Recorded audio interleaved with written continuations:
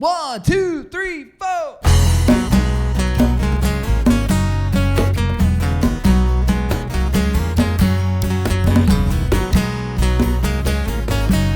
Welcome back to Lay It on the Table, the Southern Board Game Podcast with the accent on Southern. As usual, I am your somewhat medicated host, Joe Mahaffey.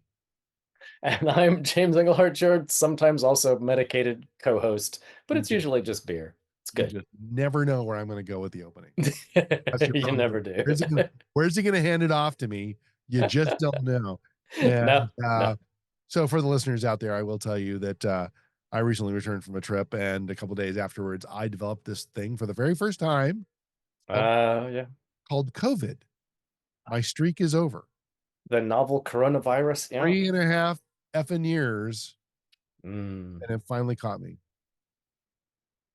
Yeah. Okay. So how you doing so far? So far, so good. I mean, it really, obviously, 2024 and a half COVID is very different than 2020. Yeah. I want to be very clear about that. Yep. I'm not naive, and I'm not ungrateful. Yep. Yeah, no, we've got better ways to understand it, and it's evolved itself. So yeah, it has. So, I mean, my doctor was like, yeah, this is like, just think of this as a booster shot, is what she said.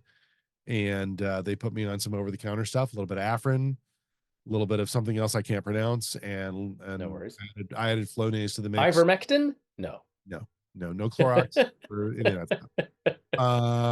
But I did add the Flonase so that I could get rid of the Afrin after a couple of days, because I did not want to become an Afrin addict.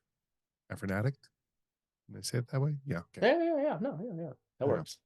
Yeah. So anyway, so that's kind of the story of why I said the medicated thing, and also why I don't have the normal pitch to the voice, because it's down here with the snot in the nose.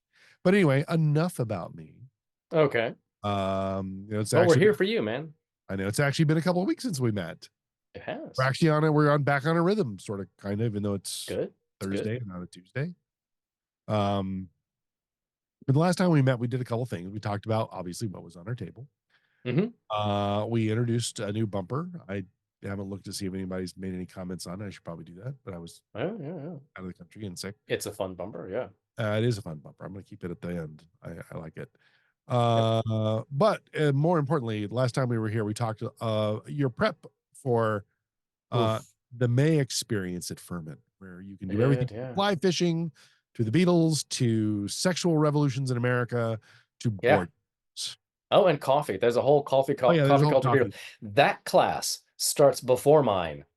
They're there early. And I'm thinking, yeah, of course, it's coffee. You should be there early. Yeah. Now, is the leopard forest in any way, shape, or form playing into this coffee thing? I'm sorry, that cut out for a second. What did you say? Right. The Leopard Forest, which is the best coffee shop between Charlotte and Atlanta on the planet, and TR, Travelers Rest, South Carolina. Go to Greenville, take a left, take another left. No, actually, it's probably 2 rights. Probably is, yeah. Depends on where you're coming from. From Charlotte, it's 2 rights. From Atlanta, it would be 2 lefts. That's correct. There you go. I think I see them. They're all huddled together and they're looking at videos, and there's various urns in front of them. So, but I haven't been invited in, so it's fine. But but they're thinking about coffee. It's early in the morning. Well, not that early. It's 9, but because it's undergraduates, so you don't want to push it too much. Yeah. Do you want me to send you my copy of Coffee Traders for a bit? And go over there and say, "Hey guys, let's do this." Yeah. So enough about the funniness about it. I'm curious though, because last time we were together, you were talking about how the boardwalk there in Greenville had helped you acquire all the materials you would need for the class. So awesome, yeah. And we kind of went through this at a high level, but you hadn't started the class. Nope. And so by my reckoning, because we're in the South, so by my dead reckoning, yes, sir, you are probably on day number 9 today. 8. 9? Yes. Well, 8 would have been yesterday, because you started on a Wednesday. We started on Wednesday, so Wednesday, Thursday, Friday, and then so we'll have kind of the weekend. I'm sorry. Yeah. So we'll have but we are at midterm essentially. Well, I did want to make the number 9 joke too because of the Beatles thing. But anyway, Well, and it's the well, and it'll be interesting to see what those students make of the White Album. That'll be fun. But yeah, no, but so I dare you to go to the library and find as many copies of the Gideon's Bible that you can. Never mind. hidden Those, all over. Yeah. Yeah. No, so first day went well. Some people knew each other, most of them didn't, and it was a random collection of students. Of course, I didn't know them for the most part either. I knew one of them coming in, two, because I had one. Yes, I said two students I knew, and then like, what are we going to do? It's been fabulous. Uh, I mean, they're not only are they doing the readings, they have thoughts about them. Our discussion section, it's usually 45 minutes that we have, and they are dialed in. They have ideas, thoughts, reactions, and it does the wonderful thing that you always hope, where the students are like talking to each other over you, ignoring you, just having thoughts about things. It's fabulous. no. And they are it's funny because there's a couple of games where they're like, we're doing this, and they just play it as many times as they can. Two of the big hits that aren't on our list because I haven't really played them much with them are this wacky card game called Pina Parada. It's just chaos in a box. And the other one is Silver, which is a Bezier Games in their werewolf line, but Okay. doesn't have anything to do with One Night or all of that.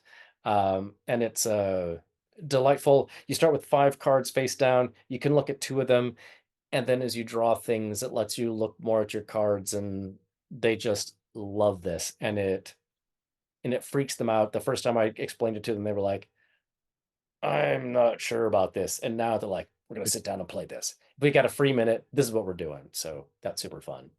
That's awesome. Yeah, and then I've got, there are a couple of them today that were like, "I have never played Ticket to Ride. Before I leave this class, I have to play Ticket to Ride."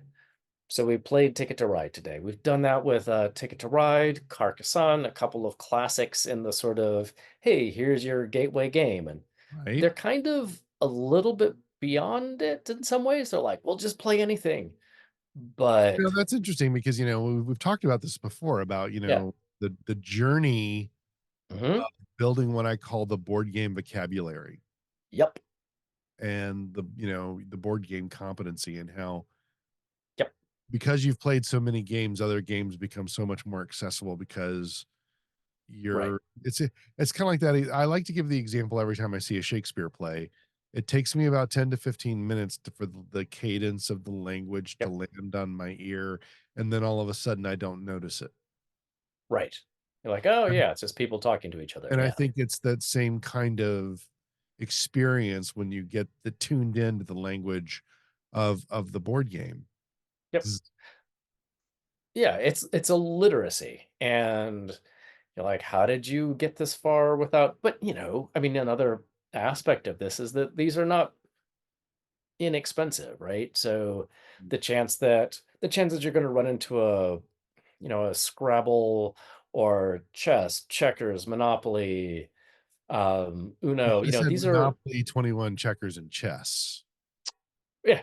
So REM. Sorry, keep going. Oh, sorry. Yeah, yeah. No, I should have, yeah. Sorry. But these are not, these are, it's an, moderately expensive hobby. Yeah. So the fact that they like, oh, I keep hearing about this thing, Ticket to Ride, and I probably need to play it, or I should. And so I sat down to play it this morning. I said, so it's kind of rummy with the board. And 2 of the students are like, okay, I've never played rummy. It's like, okay, sorry. But we talked about, oh yeah, so it's just it's melds. You're Yeah. doing those, and it really doesn't take long. They're like, "Okay, I got this." Um, they picked that up really well. Carcassonne, by the end of playing Carcassonne, a couple of the students were still saying, have I'm struggling still, like figuring out what this is.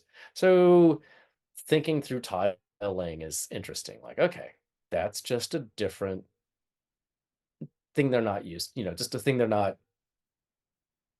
used to, and trying to sort out like, and I since that was the first game that I taught myself, Mhm. and that's been a long time, like, oh wow. Okay. Yeah. That's it's gonna Well, be a and challenge. you think about it, I mean, we've talked about the geometry of the art in a game like that. Hmm. That also falls into a lot of the AEG games that are got a Beth Sobel name on the box. There's a lot of, science that goes into Oh yes. those pieces because it's not a puzzle that it can only be done one way. No. And I think Um, it's part of the challenge you to wrap you see something in your cultural experiences, oh, puzzle, mhm. but it's not. Well, and trying to figure out, and it's interesting how, like, what's the game doesn't immediately signpost, here's the thing that you do to get points. It's like, here's a tile. What you gonna do?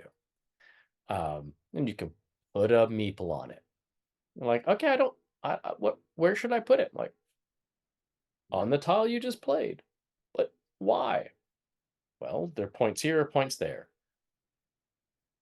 Okay. Yeah. And it's just so it was interesting to see them do that. Yeah. Uh on the other hand, For the record, uh I yeah, have taught that game to tweens and they picked it up in like 5 minutes. Just saying. yeah, and these students were like, yeah, okay, I see what we're doing. I don't know how I score. And I think maybe this is a difference too, where they're like, I want to win.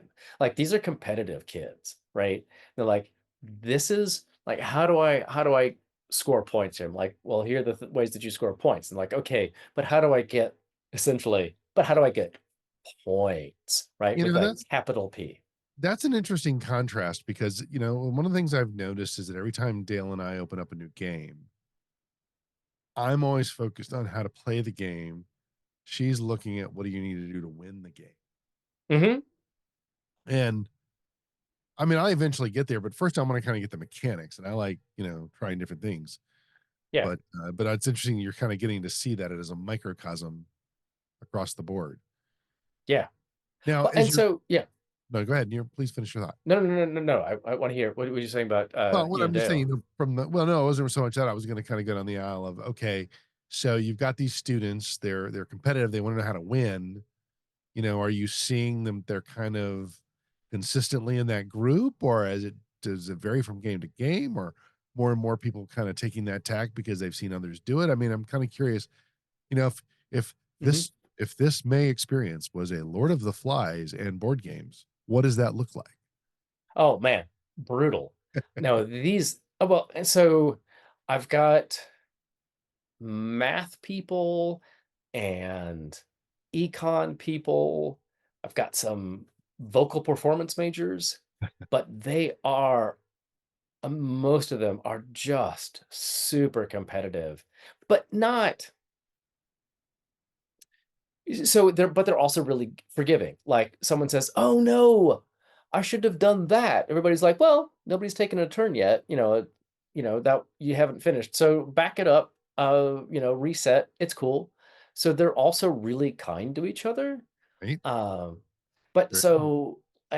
so we played. Let's Coup was a game. Played a couple of times, and many of the students knew it, and they love doing that bluffing, and like silver doesn't really have that, um but they love to just talk shit to each other. It's hilarious. Where they're particularly with the game that's and what's really nice is that they meet the sort of intensity of it. Mhm. So when we're playing like Flamecraft, which they had a good time with, nobody's talking that nobody's doing that kind of stuff, right? Because there's a lot more. It's a worker placement game, and they're playing with the dragons that are having a good time with the names of the dragons. Like, oh, Sure. this is so cute, and I'm loving all of this, and they're having a really good time with it. but then they go to like Ave Caesar, which is a race game from 15, 20 years ago. No, I actually think it's much older than that. That might go back in various versions. 1989. You There were we I go. was the Yeah, I year was I going to say like graduated the college. 90s. Yeah. And then there, but it's you play a card, move your horses, you can block people off, and people are yelling at each other. It's hilarious. And they're like, oh, I'm sorry for cursing. And then if they're in a different table playing a game, they are saying all kinds of terrible things to each other with multisyllabic words involving F many, many times. It's hilarious. And then we're playing something like Betrayal at Baldur's Gate, which is semi-cooperative, and then the haunt starts, right? And we're just like, oh, we have to, then and there's the haunt versus the adventurers, and yeah, so Now, it's just fun to see all this dynamic going on. so I've played a number of the betrayals. I have not played the Baldur's Gate one, It's surprisingly. super good.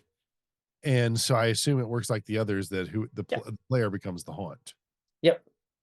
So what would in that experience, was it the Mhm. student that you expected to become the haunt? Or was it somebody that pursued to become the haunt? Or was it somebody that was like, okay, great, now I'm the haunt and I got to do this? So it was there were two students who were like, whenever I play any version of Betrayal, I'm always the haunt. I don't know. The balloons are haunting me. Um, I don't know what you're talking about. I know. No, it's probably just the Afrin. Um, so they're both like, nope, I'm gonna be the haunt. No, I'm gonna be the haunt. No, I'm gonna be the haunt. No, I'm gonna.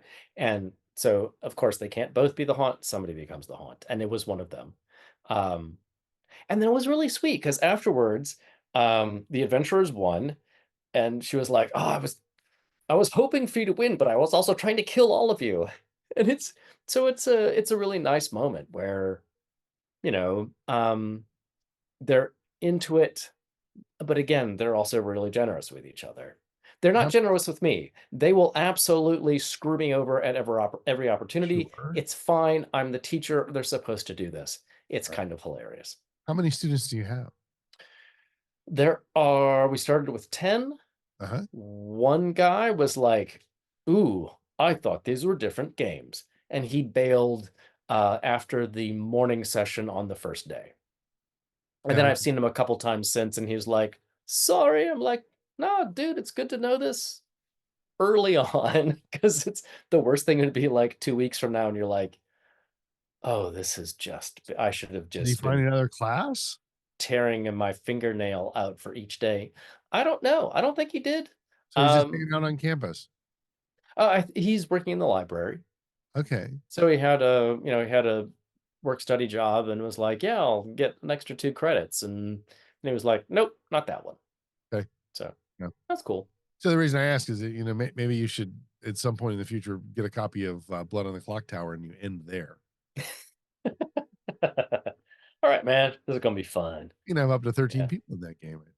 Oh yeah. No, we've had a couple of games where, Yeah. well, we had a couple of days when people were out, and so we've all come together to play one game. But Coup, for example, Uh-huh. um, let's see, we had Clank was early, so we've had a couple of like near recent classics, and one game that has become really popular in the group that we played and I picked up because of our experience at Mythicon was I Point know this City. is, yep, Point City. Yep. Sure. And we had there were a couple people who knew Splendor, so played Splendor a couple of times. I was like, okay, y'all who've been playing Splendor, let's play Point City and see what you think. And to a person, they like Point City better. I mean, it has a sort of similar vibe, but Yeah. just more interesting choices on a turn. Um, so so I'm trying to do that, right? Where I say, so you played this, now let's play that and see what you do. So like Ave Caesar was a game where we were um sort of smaller class and we maxed out Ave Caesar. I was like, has anybody played a race game? They're like, well, isn't like Candyland a race game? I'm like, but not like this. So, it was just fun to play a game where the mechanism is in fact, well, this is, a hand management, but the theme is actually racing as opposed to, you know, Candyland when the cards are shuffled and put face down. You're like, well, now it's just a exercise in flipping things over. You have no choices. It's just like we could just stand here and flip cards and say, and you've won. Right. And Ave Caesar isn't like that. So it was I'm fun. sorry, Katy Perry and Snoop Dogg ruined Candyland for me. That's fair. So Yeah. No, that's yeah, that tracks. Uh, but but watching them like, oh, that race game was actually kind of fun. So exposing them, part of what we're doing is, I'm doing is getting them to play different games and and sometimes they're I mean, it's an interesting space because in a lot of places they're like, you know, I just want to play the thing that I know. well, it's funny because what I liked about that story and the way you related it to Candyland is I think that there is this sense of what are the games that we play as children? Hmm. We grew up in a time when before the golden age of these types of board games, maybe. Yes. And We might be older than that. Yeah. yeah, but no, I'm just thinking, like for me, it was like Monopoly. I'm not going to go through the whole REM song here. Oh, Monopoly, it was Clue, yeah. it was Master, Scrabble. it Yeah. was it was all those sorry, all those things. Hmm. And finally when I discovered Risk, Oh that was yeah. like a graduation into a higher level, more cerebral game. I mean, we used to have it on the table in college where, you'd sit there and you'd play Risk and you'd leave it and you'd go to class and you trusted each other. Yeah. Um, No, it you was a know, good place for doing that. Yeah, and but I Furman students are have a similar vibe. but my point is that, to kind of go and sort of see how the mechanics are there. Hmm. We're just playing a different game. Yep. And it's not a game that has been so commoditized with what can we screen this game this year? Let's throw the Britney Spears Monopoly Yep. edition, Throw the IP on it. Yeah. which does exist, by the way. Oh my God, really? It does, yes. I saw it. Okay. I saw it at Atomic Empire in Durham, North Carolina. Durham, Durham. Bull City. There you go. So anyway, Yes, sir. but I think it's good that they're getting that experience that kind of shows that they've been playing these mechanics for a long time. Hmm. Well, and Whether like, whether it's Uno, which is really oh, probably the very first deck building game, or maybe that's not a deck building game. it's a shedding game. Yeah, but you get the idea. Well, and so the game that they love, that is the Pina Parada, where it's chaos, but you control what the rules are, and yeah, and they've just had a well, and now they've moved past it. So they kept saying in the first couple of days, let's play Pina Parada again. And now that's kind of drifted away. Now they want to play Silver. Mhm. And so it's been super fun to watch this. Flamecraft was fun. I mean, just um, so many of these games. And one game that I see that's on my list that is also on yours is Wingspan. A couple of students, it was their first time playing Wingspan. And they were like, oh, wow, wait, how does this even work? And it's amazing to then ask them to start to see, well, how do these, is this a narrative? What's the structure here? How do we think about this? How do we experience it? And and then all the birds. They like the birds. It's So good. it's funny you mentioned that. I was Yes. talking to a good friend of mine who's from Hendersonville. Ah, I've heard of that place. Yeah, I've heard you've heard of that place. Uh-huh. And my wife and I taught him and his wife how to play Wingspan, and he was telling me recently how much they continue to play games, and Wingspan's still a big part of their repertoire, and it was because of that Nice. experience that they've done it. Awesome. But he shared with me a story that I thought was really cool. Awesome. He was on a boat to Antarctica Fair. from South America, And on this boat was an ornithologist from either Brazil or Argentina. I cannot remember. It was one of those two countries. They're Okay. right next to each other. They're both very large. Yes, They're shaped differently. they Thank are you. Hope way so. down south. That Yeah. did that. Um, but the ornithologist had never heard of Wingspan. He showed it to her, and she was like, I don't even, in her own way, said, I don't even need to speak English because all the Latin words are there. Oh, nice. So it just became an immediately recognizable, accessible kind of game to her. And I just thought, oh, that's a really cool story. And this, I mean, my students were reading all of the details about Wingspan, like all the bird stuff, and they loved the art. And and we talk about this so much, right? Because like so many of these games, like Flamecraft, it was the cute dragons, and they liked in Ave Caesar. The version that I have has these big chunky, um, sort of chariots and horses, and like, oh, I love that. Uh, we played. Oh, I was thinking of the Far Away, which is this game from just a couple months ago that just came out.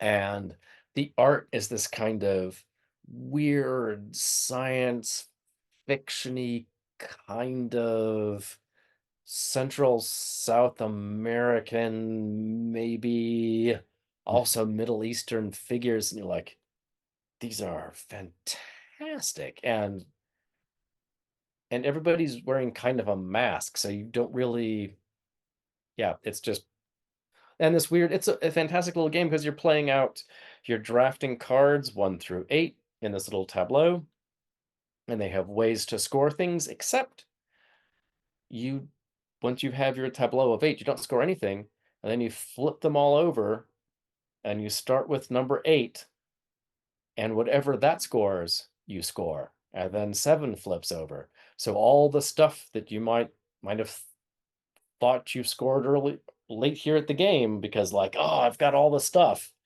Nope. It doesn't score at all until you've, yeah, unflipped the thing. So it's a trippy little game because it's like, I'm gonna lay out this tableau and score it. Nope, you score it backwards. So you have to plan for it. So you lay it out like you're reading English and you score it like you're reading Hebrew. Got it. And it'll bake your head. It's super fun because you're like, oh, I lost track of all of that I needed to score.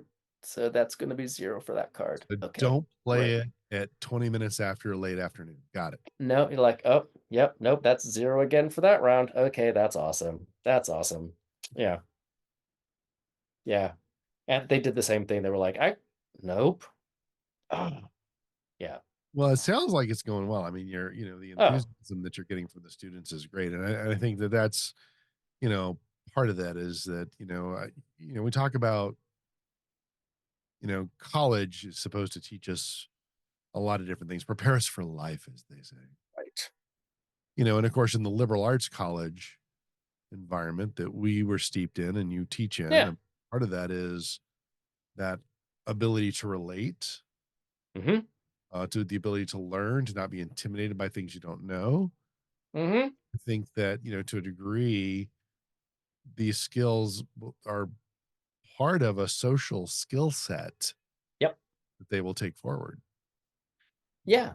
Cool. And it's fun to watch these, they're mostly 20 to 22, Mhm. and their enthusiasm for learning, and they're just learning the games, the rules, and applying them, and they're astonishingly good at it.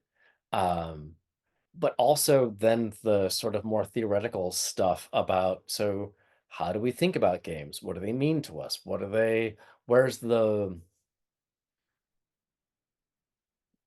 what is a game? What's fun about it? What kind of fun are we talking about? If we're sitting here and we're like stewing over a board, like where's the fun in that? And what, and if you think, wow, that was really fun, and you were just hanging out playing cards and like you weren't jumping around or whatever, right? It's just this is this really weird intellectual exercise, and you think that was fantastic. What's the aesthetic? How do you judge that? How do you think about it? So we've had a lot of good conversations around that. And I know we talked a little bit about this the last time, but I'm curious in your readings. I mean, Hmm. there's that early empirical evidence of the divots Oh ground yeah, where they made the so Mandela many history. Yep, yep, yep. using the hooves that became the dice and all of those Hmm. kinds of things. I mean, it's I think gaming is innate Yep. to human nature. We've just Right, commercial. because it's a different thing from play, right? Because play is something that other animals do as well. Sure. And there's a certain level of formality that sometimes happens in other, because we know that there are other species who are also like, you cheated me and I'm coming for you, right? Those are out. Uh They never forget. yeah, right. But also ravens and there's a bunch of stuff that like other animals that are like, yeah, that was a cheat. We were playing and then yeah. You pretended to Um throw the ball, and I went to chase the ball, but you had the ball in your hand. humans with your thumbs, yeah. Um so it's right, and the the way that we build these things, and then what's the aesthetic of you know, building these spaces where we have these arbitrary challenges that we set ourselves. And part of it is it feels really good, right? If the 3-point shot is another, it's a game where you're like, there's no reason I should want to throw this thing, but I do. And then if it goes in, it's fantastic, you know? And just the way that games amplify and clarify those moments, and I mean that's why we do these things, and it's a really good way to be human, is to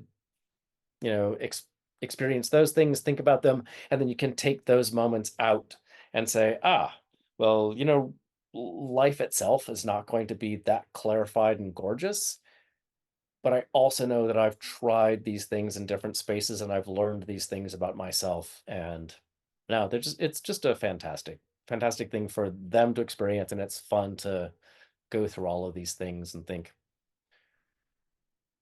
yeah, this is why we play games. And this is what I should be learning. And this is what I'm invested in. And to have that uh, reinforced, it's really good. It's awesome. Yeah. And I see, yeah. Well, I was just gonna say, as I went through the list, there was one on here you didn't talk about. Oh, okay, good. What? Yeah, well, there's a couple you didn't talk about, but there's There's a one I'm couple. Yeah. curious about. Sure. Yeah, sure. The rich and the good. We talked about it like a week or so ago, but I don't remember that was Mhm. what they've played. Have they played that one yet? Oh, we played it twice. Okay.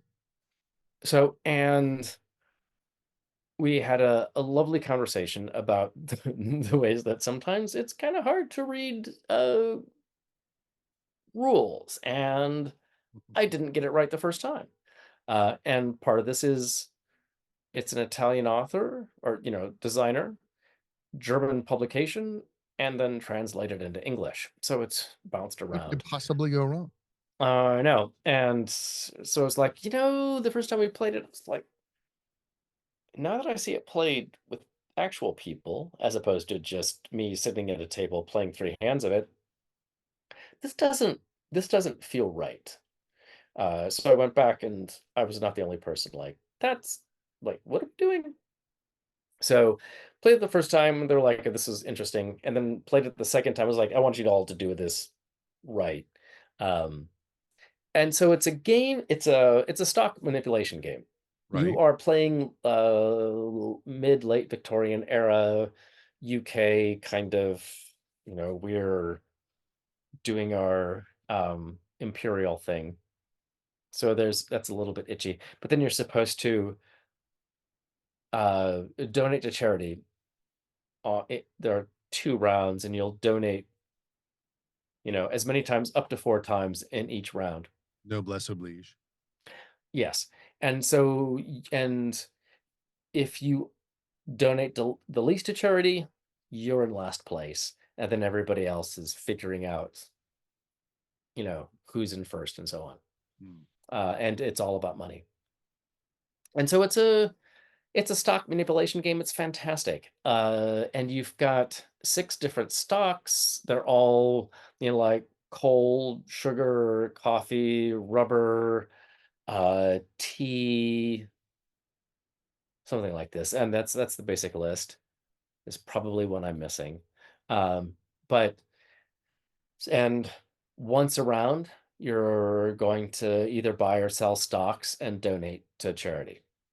Then the next time, you've got these shared stands with cards that are the stock manipulations.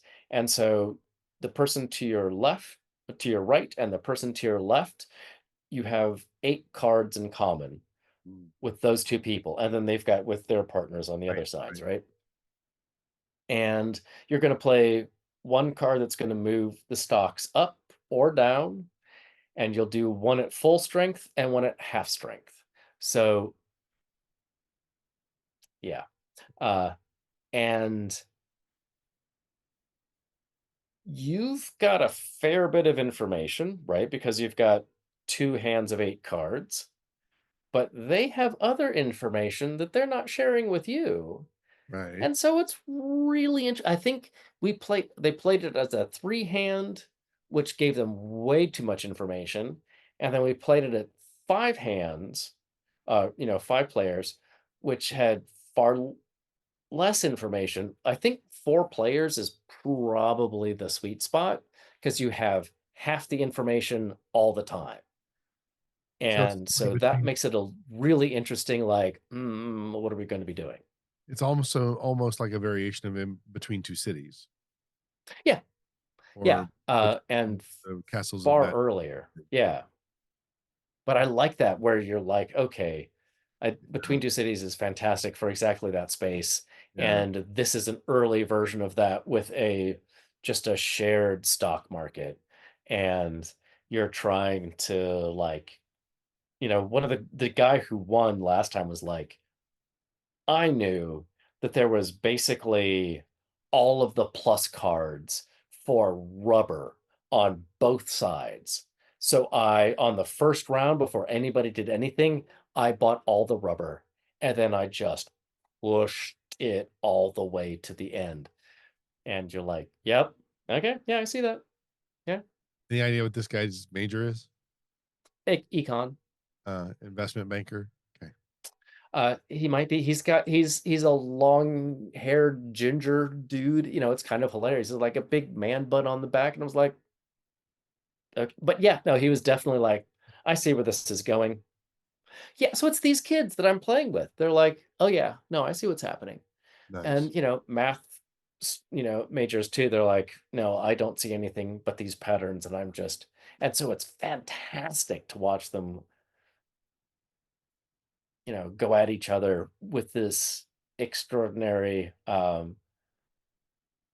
intellectual firepower behind them. And like, I'm just loving watching them do all this stuff. It's fantastic and hilarious because then they will also start just again all of the F bombs. It's just, yeah. Well, it sounds like it's going well, and it Oh wraps up yeah. for 2 weeks, 1 week, A week and a half. week and a half. So the next time we come together, you'll be able to give us a Yep. post, Postmortem. as they say. Yep.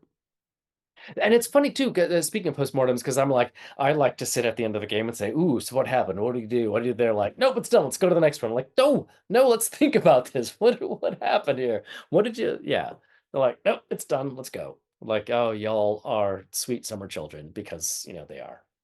That's awesome. Yeah. All right, man. So I see there's a Yeah. So you were in Mexico, and there's the word Bandido over here. yeah. So So yeah. So let me explain how this works. Okay. We go to Mexico. We go to this all-inclusive resort, thanks to my company. Huzzah. Um, it was like an awards trip for doing a good job last year. I'll just kind of leave it at that. And we're at this Well done, sir. all-inclusive resort, and so Dale and I, we have each a suitcase. So there's 2 bags. I'm supposed to play golf while I'm down there. Oh, The golf clubs. I'm not going to rent golf clubs. I have golf clubs. I have a case for the golf clubs. So they go. awesome. That's 3 bags.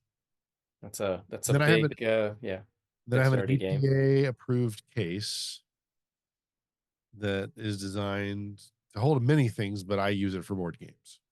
Ah, okay. So we filled it up with board games and some golf balls and Dale's curlers and just additional stuff that we didn't want to put in our bags. Sure. So we took more games than we needed. We took like, Well, of course. you see on the list, but we also, well, not all the ones on the list, but we took like Carcassonne. We took You part. travel with more than you. Yeah, that makes Yeah, sense. we took like, because we didn't know what we were going to run into. But we'd also decided to fill in some like card games like Parade and Oh and yeah. um Floriferous. Parade 2-player? Really? Well, we were 2 people. Oh, yeah.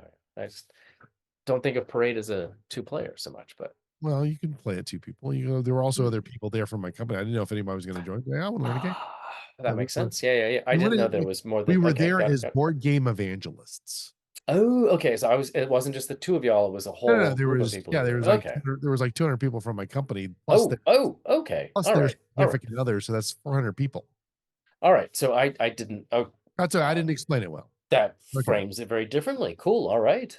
So we're all there, and so Right anyway, on. but we're going through. So we leave Charlotte on the airplane. It was very frazzled at Charlotte, but that had nothing to do with what we were taking. It was just that it was just busy on us. It was right after that music festival in Charlotte that Post Malone was at, Oh, yeah. and so everybody was trying to leave at the same time. It seemed. All And right. so we get to Mexico and get all of our bags. Awesome. Everything arrives perfectly. We're going through the part where do you do you have anything to declare? Nope, we're gonna go right on through. And this guy sees me with the 2 suitcases, the golf clubs in this box. Okay. Calls Uh-oh. us. So he's gonna go through all of our luggage, which is fine. Nothing to hide. Okay. Right, Goes right. through the Sure, luggage. sure. The black box. Right.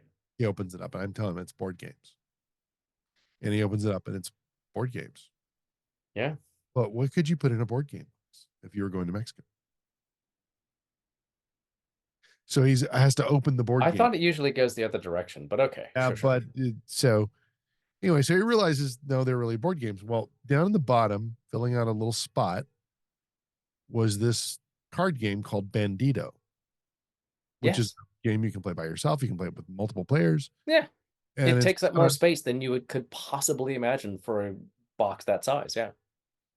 but he looks at it. He sees Bandido, recognizes the word, See. and he opens it up and he looks and then he has this just little subtle chuckle to himself as he puts it back, closes up, and says, "We can go." And I was just thinking, to himself, he's probably going, "This damn gringo is coming into my country, and he has the audacity to bring a game called Bandido." Bandido. Yes. And I'm just like, okay, yeah, probably didn't think that one through Yeah. all the way. But anyway, it was just a good story to tell. But So, it was why would you pop it? Did you ever get a chance to play it? Like, because it's a super no, accessible game. I mean, it's yeah, it is a easy. super accessible game, but I Yeah. really, so this is kind of how it landed. We decided, okay, day one, we didn't play anything because we just Fair. got there and had to kind of unwind, and we were all kind of Yeah. stressed. Second day, I got up. There was the mandatory meeting Okay. that helps. Even though it was a hooray, Well, congratulations. it's for tax purposes, I guess. There's a business meeting, Okay. therefore it's a business purpose, and so on and so forth. I don't know how that works. Okay. Not an econ meeting. Yeah, it's fair. So I mean, you know my complexion. Those of you who listen to this podcast on a video format know my complexion. You know I'm not sitting out in the sun. This is correct. So we found a shady spot near the water. Meaning, so this was it was a secrets resort, secrets moche, I don't know. So they had pools everywhere. So we kind of found Oh, this shady nice. spot and we set up Wingspan. Oh, nice.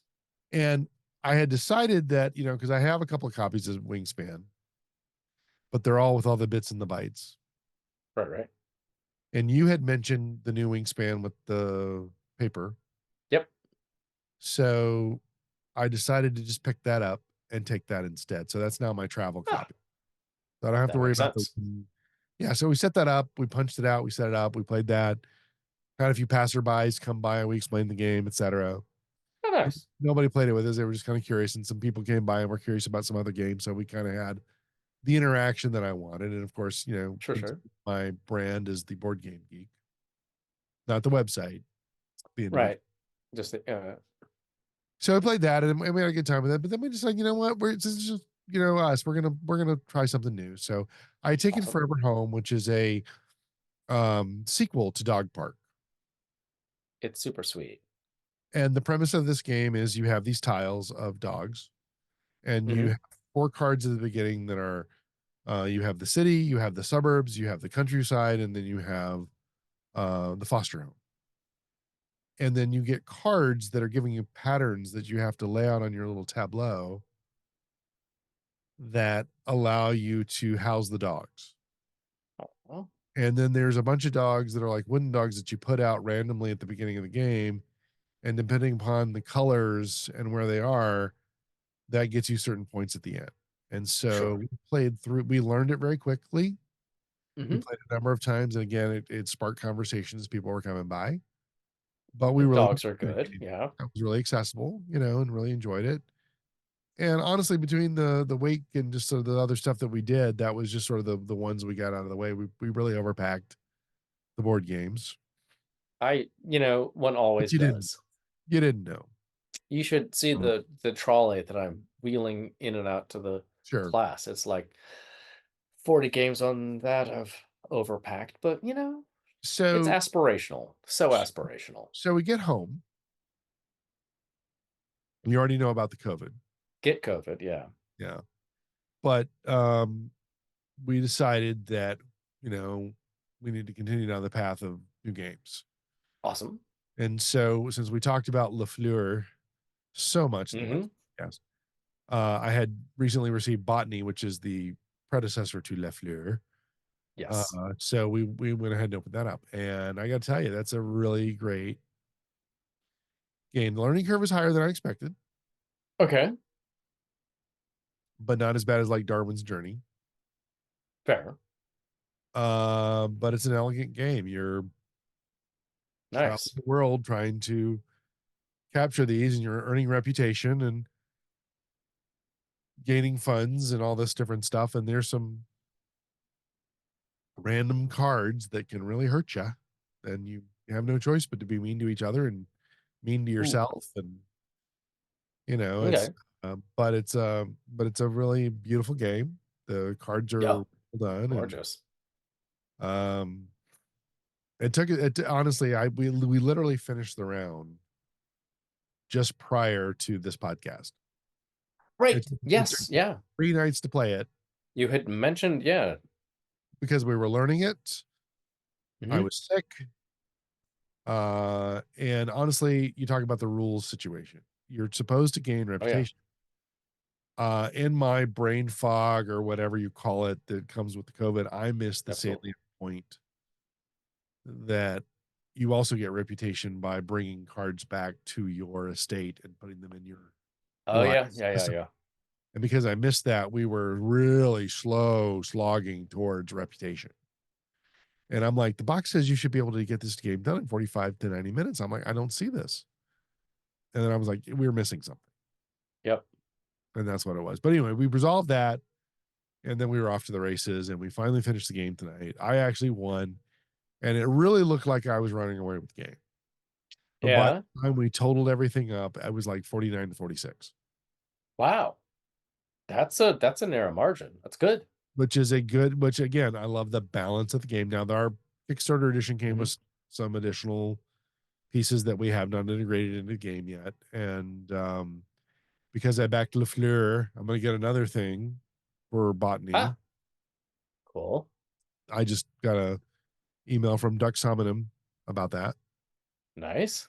So we'll have to kind of see how that all comes together. But it's a fun game. It's a well done game, and we are enjoying it. So we're gonna So now that we kind of got it down, we're gonna play it again probably this weekend just to kind of do the playthrough the normal way and see how it goes. yeah, so speaking of like missing stuff in games teach, and yeah, so sat down this afternoon. My student brought Books of Time, game from late last year. Kind of got some interesting buzz around it. I thought I love this idea. Was on my list of things I wanted to try. Still want to play it again, but over the next 2 days in class, so Friday and then Monday, their task is to learn how to teach a game. And they have 2 articles to read, and then they'll watch some stuff over the weekend to help them think this through. And this student, I mean, they're all fantastic. And she did the thing that you should never do, No, even in these articles, was like, I haven't ever played this all the way at all. I've tried to a little bit last night, and here's the game, and I'm going to read you the rules as we go. oh And I'm like, no, no, no, no, no. So, yeah, no. exactly. It's like, oh, like you might have brain fog. Brain fog's a whole different thing from I just don't know how this game plays and we're going to try to figure it out. I'm like, no, don't do this to me. Don't do this to me at all. Yeah. It's like, oh, it's like I want to try it. Like, yeah, I'll sign up for this. And so it'll be interesting then to see tomorrow morning what her reaction is to like, oh yeah. Yeah, that was really terrible. Yeah. Wow, that's funny. Yeah. Like, yeah, uh, kiddo. So, yeah, but I know the feeling. You're like, yeah, but if you've got, you're struggling to get through, like, oh, I missed a rule, or there's this and that. That's a whole different thing. But yeah, Well, it's interesting. I mean, we talked about a little bit ago the game literacy. yep, And I yeah, yeah, remember the first time I tried to teach a game at Mythicon, how I felt like a fish out of water a little bit because I thought I yes, know this game. yes, Knowing a yep. game, teaching a game are sometimes two different things. And then when I did the There we are. small group thing, you learn not only do you have to be able to over explain because not everybody Hmm. hears things the same way you want to convey They them, don't. It's true. but also you have to be extremely patient Yep, because some people are tactile learners, some people are visual learners. yep, Some people learn more both what they hear and they retain, and you just never know who you have at the table. right.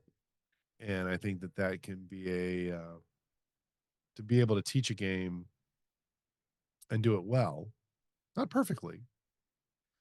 And some games I prefer not to be playing as I'm teaching. Oh, yeah, yeah. And other games I prefer to be playing when I'm teaching, but I'm very transparent about it. I will put all my cards on the table and explain what I'm doing and why I'm doing it and reveal my strategy to the point that I might not Yep. even win the game because I'm Oh, yeah. teaching the game, and I want them to love the game and want to win the game and see that there's different ways to do things. Or I'll give them advice, but because I've been so transparent about what I'm doing and why I'm doing it, they'll take my advice and they don't think I'm trying to sabotage them. And I get there's a particularly the last, week and a half, there's a whole lot of let me make sure you're doing the right thing. Let me make sure that, and by the time it comes around to me, I'm like, I could take like, okay, let's stall for a minute while I figure out where I am and what I can do. I'm like, no, no, I'm just going to, this seems reasonable, and now it's your turn. And like, yeah, so many suboptimal plays because I'm just like,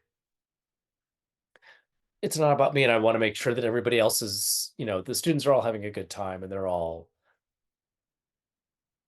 seeing what their choices are and being able to think through them. Um, and it comes to me and I'm like, "Yeah, no, I'm done. Okay, back to you." Yeah. and let me help you, and let me make sure we've got everything, and remember to do this, and remember to do that, and this is the thing, and oh, let's make sure that this happens, and oh, here's your change, and or whatever else is going on, and it's like, and at game night at my house, I do a little bit of that, but I'm not. I'm the teacher of the game, but I'm not the teacher of the class, Right. right? Right. And so there's much more of, no, it's so, I'm okay with you, with it turning you loose, and like you have the literacy and it's going to work out, right? Um and if it doesn't, you're not going to say, well, my professor's an asshole. You're just going to say, okay, I missed that. Like, that's cool. And then we'll spend and playing again with, middle-aged adults. You say, oh no, let's spend a minute looking at what happened and talk through it. And this is kind of really part and parcel of playing the game, particularly if it's not, if you're not playing Yahtzee or something, right? Right. Yeah. Yeah. Well, I look forward to hearing in a couple of weeks Yeah, how it all man. comes together, and hopefully we'll have another report on botany and maybe something else we've played. I hope so. Um, I saw that we were both kind of eyeing some things on Kickstarter. Talk about what you found. Yeah. So, cribbage is 400 years old, and designed, if you can even call it that, by a poet like way back. So that's sort of cool. And there's this wicked cribbage that apparently funded in 2 hours. So congratulations to those people. And it just has a couple of extra twists to how you play cribbage to sort of make it a little more saucy, or as they say, wicked. I'm guessing they're probably New They're like Englanders, like, it's wicked cribbage. Yeah. so there's Yeah. not like a green witch and then a really Yeah, no, it's one of my students, when I mentioned this in class the other day, they were like, "Oh, so like the musical?" I was like, "I think it's more like just, wicked, the word. yeah, wicked, wicked. It's wicked cribbage." And one of my students is like, "Oh, I love cribbage," which is weird in a 20-year-old to say that, but I was happy for her, and she went out and backed it, so I'm happy for them as well. There you And go. then you have something interesting, but and Yeah. this looks like a lot of books, maybe? Well, it's so Facade Games has this Dark Cities collection, Okay, and yeah, I'm sort seeing it. of deluxe versions that are sort of tied up in a book looking kind of format. So it kind of looks, what is that on your shelf? You have books? No, they're games. Ooh, oh, yeah, yeah, yeah, yeah, So, yeah. Okay, Salem and Tortuga and Hollywood yeah. 47. So it's just an interesting package. It kept showing up in my feed. I'm curious about it. I don't think I'm gonna back it. I don't know. I haven't really looked at it that Okay. closely, but I'm trying to be a lot more selective about, just not willy-nilly backing everything anymore because I'm It is seductive early on, but yeah, yeah. yeah, so it's got 6 days left, so I generally what I'll do is I see something that really intrigues me, I'll kind of wait and I'll Mm-hmm. that remind me later so I get the email saying, "Hey, it's going to close soon. Do you really want to think about this?" Mm-hmm. Oh, and you can pick and choose, looks like, Yeah, and but but you know me. I'm going to want to set, that's fair. It's you know. fair. But anyway, I don't know. I'm like I said, I just something that caught my eye and I thought I'd throw it in there. But Yeah, but anyway, that is all I have for that's this all for me. round of Lay It on the Table. Of course, you are welcome to follow us at layitonthetable.show, which is our official website, where you will find this and other episodes of the podcast with varying audio quality. I'm really working on that. We also have, you can find this podcast on, actually, from our website, you will find any of the places that you get your favorite podcasts, Spotify, Overcast, Apple, just to name a few. And in fact, while you're at the Apple one, feel free to leave us a review, positive or negative, and some snarky comments about what you liked or did not like about what we were saying. Five Uh, stars. I'm quite all right with that. We even have a buy a coffee thing on our website if you want to buy us a coffee. I can tell you right now, we do not do this for profit. We do not have a Patreon. We are not looking to make cash on this. We're just here to be passionate about games. However, if you did buy us a copy, we would probably put it towards game. That Just is, yeah, 100%. Yeah. but we also have a guild at Board Game Geek, as well as you can find episodes there. And then finally, you can get the Yes. video versions of this, if not on your podcast, through our YouTube channel, Geek and Southern. Woo. You will also find some other various and sundry videos, which are different than Geek and Sundry. It's because it's Geek and Southern.